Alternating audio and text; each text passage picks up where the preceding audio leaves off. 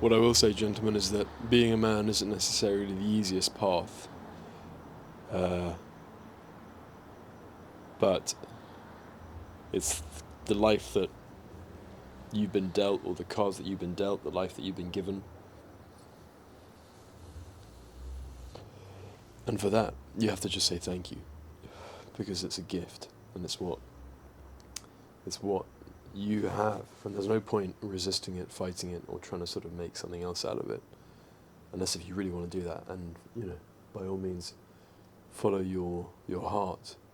But I would say, embrace the journey, embrace the experience of becoming something, because I'll be very honest with you that the whole path of becoming a man is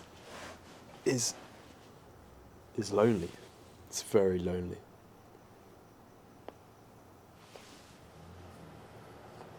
And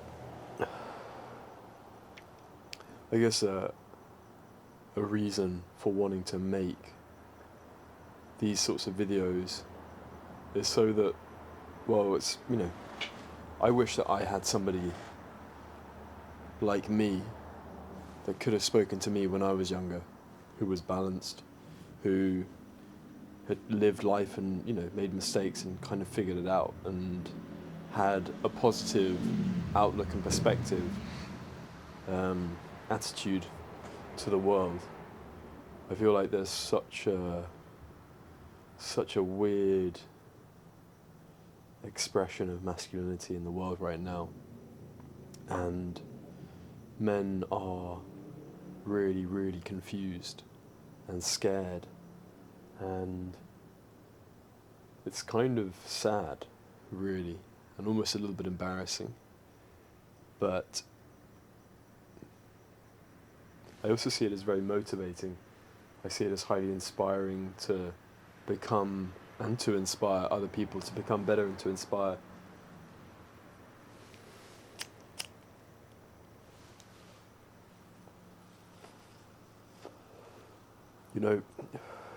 Life is complex, chaps, and life is not straightforward, ever. And that's amazing, because if it was straightforward, it would be pretty boring. But it's not. It's exciting, it's different.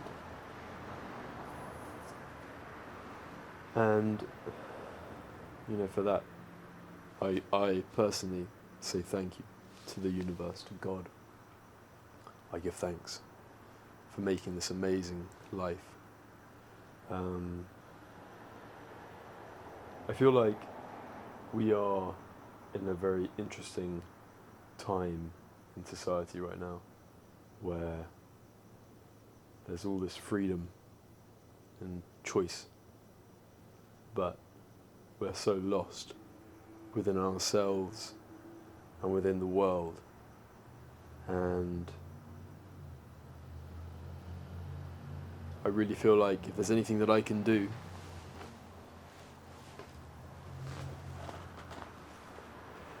or help with, it's being a little bit of a voice of reason in this world of madness.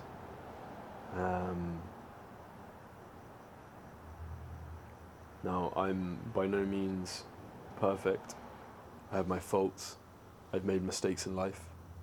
But I've really tried to take my mistakes and try to become a better person from them. And I feel like through mistakes and through experience, we grow and we become better. And I want to sort of affirm to you, as you listen to this, that it's really important to make mistakes in life. It's really important to try and to fail. And you're not always going to get it right all the time. But the most important thing is that you try and that you give it a good go. I really feel like a good metaphor for life it's kind of like a cricket game or a baseball game where balls are being thrown. They're being thrown at you. And sometimes, if you don't move the bat, a ball is going to connect and it's going to bounce off, and you're going to think, wow. And that's going to make you think that, well, I don't have to do anything. But really, it's just the chance of the ball being in the right place, hitting the bat, and bouncing off. But if you started swinging, and sure, you might miss a couple times because maybe you're not very good at swinging and hitting, but after a while, you keep swinging, you're going to connect with the ball, and the ball's just not going to bounce off. The ball is going to go for, in cricket, it would be a six. I guess in baseball, it would be out of the stadium. So, take that idea, that metaphor, and then sort of extrapolate it to life, to your choices, to the kind of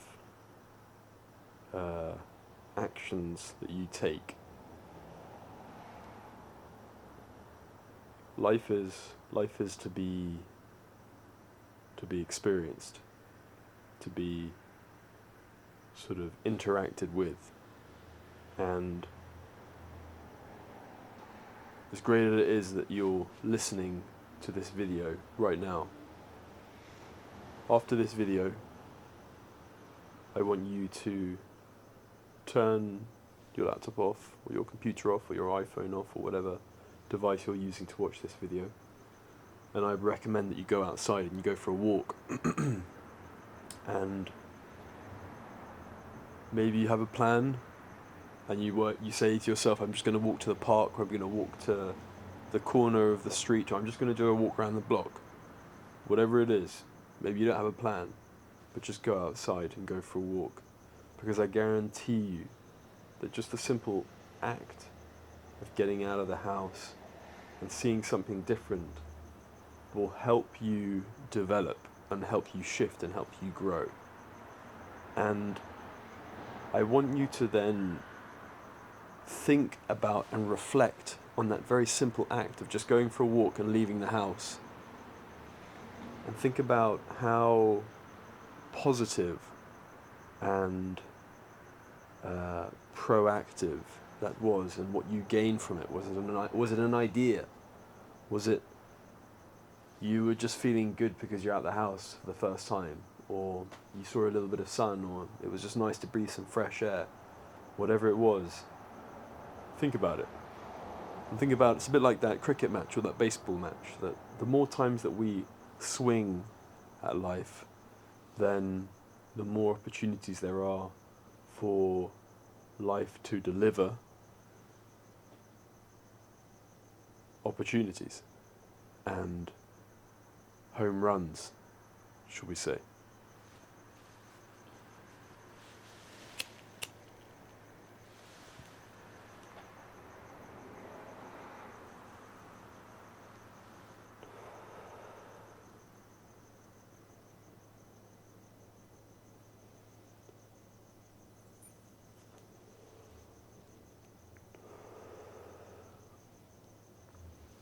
In my opinion, I believe that masculinity, or the crisis of masculinity, is fundamentally at its core a health issue. And what I mean by that is that currently, in the society that we exist in, testosterone is at its lowest that it's ever been. Rates of testosterone are worryingly low, and there are more men going on TRT, testosterone replacement therapy, than ever. And not just old men, but very young men as well. And we're talking, I've seen people who are 21 years old and they're on testosterone replacement therapy. And I'm going to speak quite brashly here, but in my opinion, I think it's really stupid, because you are committed as a subscriber then to have to buy testosterone replacement therapy for the rest of your life. Because what happens when you take testosterone replacement, or exogenous testosterone, is that your body will stop producing its own testosterone. It shuts down. And there are cases where people are able to heal themselves, but the body never is the same. And that's if you're lucky, should we say, to heal yourself. But me personally, I don't want to be paying some big pharmaceutical company or some corporation or whatever, anybody, money so that I can be me. I feel like, it should be the opposite. People should be paying you to be you. Do you know what I mean? It's like, I shouldn't have to pay to be me. So, with that being said, health and testosterone is, in my opinion, the question mark with regards to masculinity. There wouldn't be a problem if there was an imbalance in testosterone. I feel like when people are healthy and balanced, any expression of masculinity is healthy. And sure, that might kind of be controversial for some people because they're more conservative or they're more left leaning and they believe that masculinity is something else.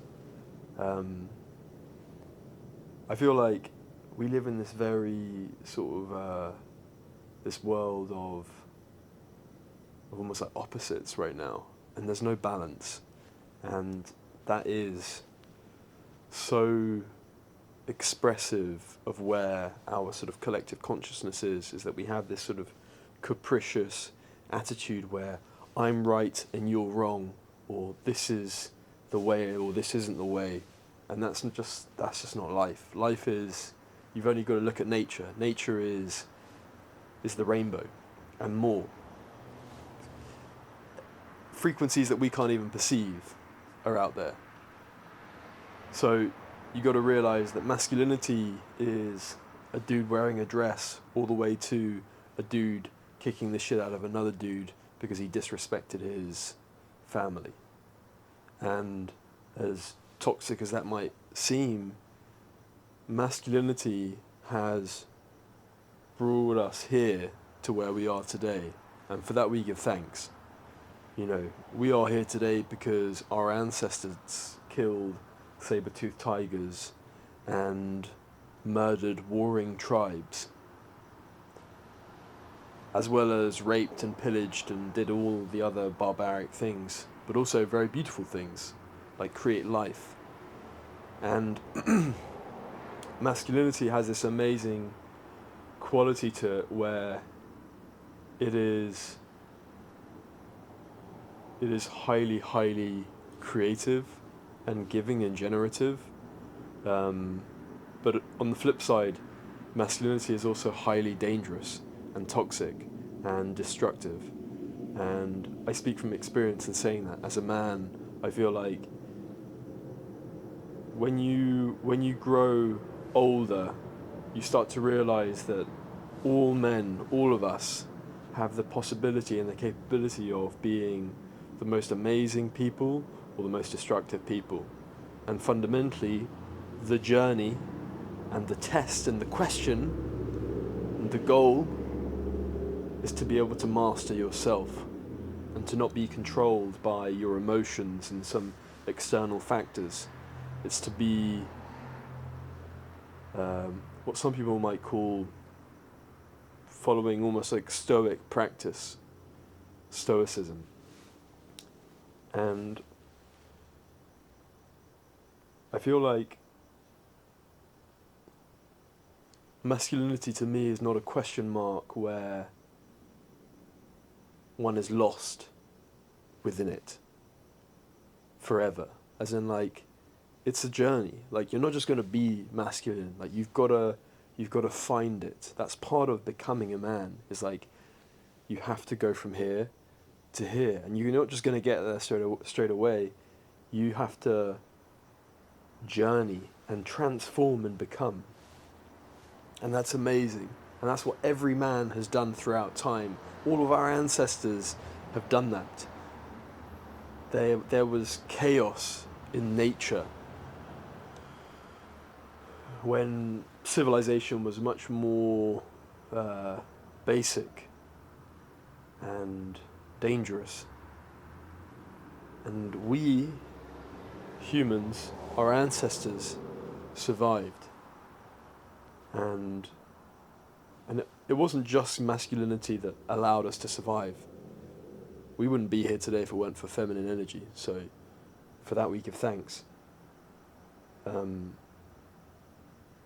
But I guess I'm just banging on specifically about masculinity right now. And I really want to just emphasize and reiterate to you that it's within you, chaps, it's within you. The question marks, the answers, it's all within you.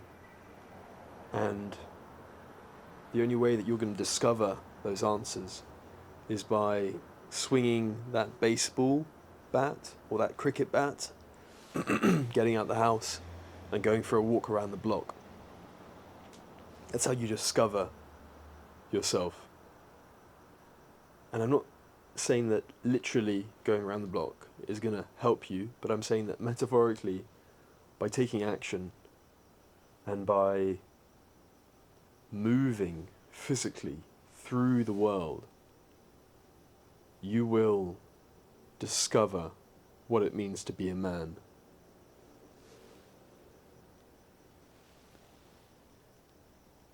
And I want to sort of leave you with a last statement, which is that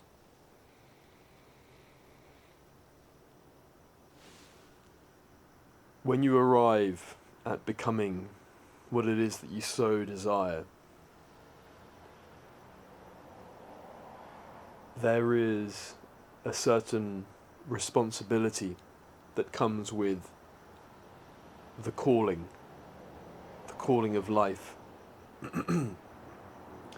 And I say that not trying to sound heavy or trying to sort of be, woeful about the world. But I say that with a lot of encouragement and love and compassion. Which is that you walk the path which has been laid before you by your ancestors and the people that came before you. And you continue that journey of discovery of the soul in this life as a man. And for that,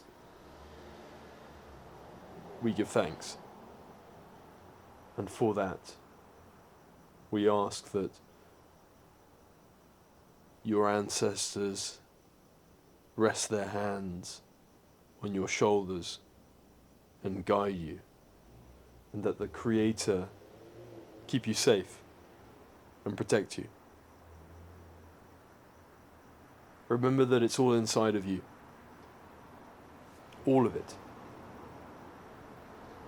For within your blood flows the same blood and ingredients and DNA that course through the veins of men and women that survived and provided and protected so that you could be here today to have the privilege of experiencing life.